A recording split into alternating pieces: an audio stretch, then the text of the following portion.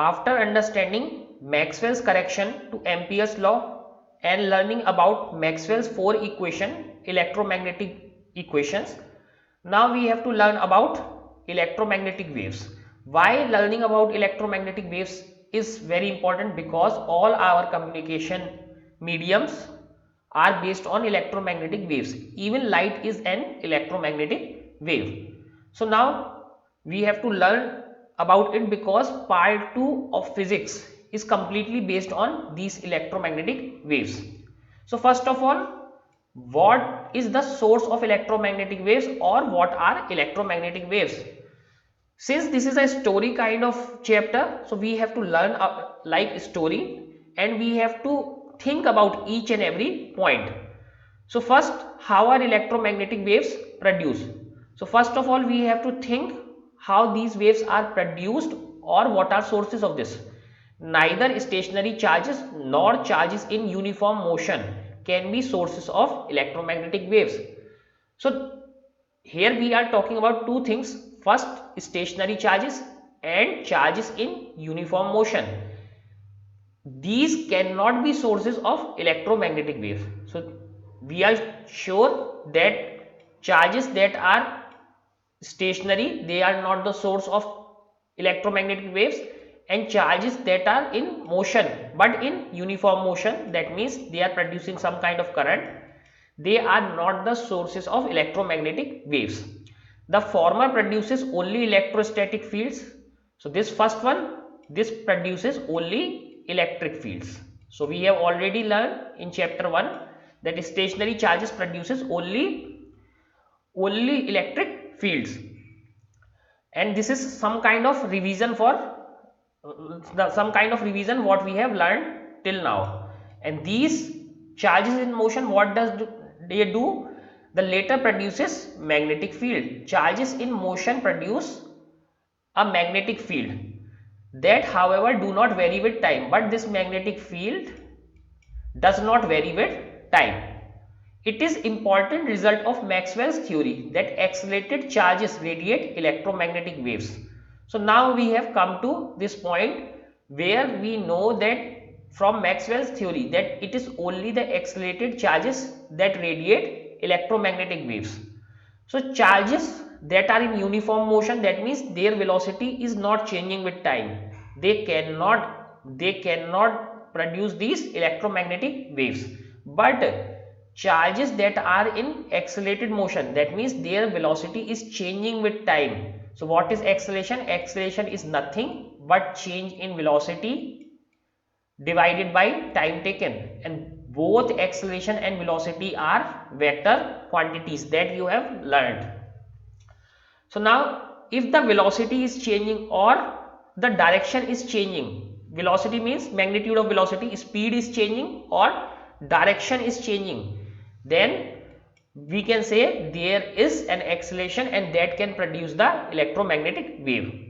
The proof of this basic result is beyond the scope of this book, so we are not going to prove, but we have to consider this, that only accelerated charges are that can produce the electromagnetic waves, but we can accept it on the basis of rough qualitative reasoning. So we will try to understand it, and we will accept this, that this is true, only accelerated charges can produce an electromagnetic wave. Consider a charge oscillating with some frequency. So let me erase these things. So now we have a charge, this positive charge, and this is oscillating. Oscillating means some kind of motion back and forth direction. So this oscillating charge, this is oscillating with some frequency. Let us say this frequency is nu. So this is oscillating. An oscillating charge is an example of accelerated charge. So how this is accelerated motion? Because you know, so when a charge or a particle is at its mean position, its speed is maximum. Here the speed is maximum at midpoint, this is speed, and at corners speed is minimum. So continuously at the corners speed is reducing, and when it comes to mid position, speed is increasing. So ultimately velocity is changing. So this is a kind of accelerated motion. So this is an example of accelerated motion. This produces an oscillating electric field in space. So now what happens, since this charge is coming forward and going backward, so the electric fields associated with this, so electric field associated this charge will also oscillate. So this will produce an oscillating electric field in space. So we know this, a charge can produce electric field, but if this charge is moving with this non-uniform motion, so what does this do? This will produce an oscillating electric field in space. Now this oscillating electric field, suppose this is oscillating electric field.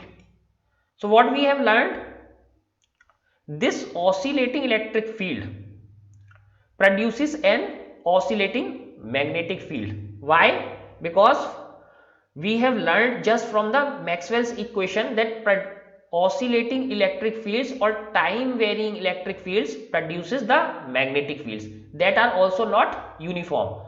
So this, suppose this is electric field, so this will give rise to a time varying magnetic field. So this is our time varying magnetic field, which in turn is source of oscillating electric field, and so on. So what is happening, if this charge is oscillating, this charge is oscillating around its mean position, now this charge will produce electric field, this charge will produce a electric field that is also oscillating. This oscillating electric field produce the magnetic field that is oscillating, and again this oscillating magnetic field produce oscillating electric field, because we have learned oscillating electric fields or time varying electric fields produces the magnetic fields, and time varying magnetic fields produces the electric fields. So this cycle goes on, this produces this and this produces this, so this cycle keep on going. So this cycle is going on just because the charge is oscillating. Why it was difficult previously? Because previously we were not considering that oscillating electric fields can produce the magnetic field. In that case the cycle cannot start, but once the cycle has started, this will keep on going. The oscillating electric and magnetic field thus regenerate each other. So what we see, both of them generate each other, so to speak, as the wave propagate through space. So what happens, both of them generate each other and wave propagate in the space. The frequency of the electromagnetic wave naturally equals to the frequency of the oscillation of charge. So if this charge is vibrating or oscillating with the frequency nu, then the frequency associated with these fields is also nu, because these are generated by the oscillation of this charge. So frequency will remain equal. The energy, now what is the source of energy? So this is the frequency of oscillation and frequency of the electromagnetic waves are equal. Now what is the source of energy? Because ultimately these waves cannot keep on producing each other infinitely, there is some loss of energy. So from where we are getting these energies?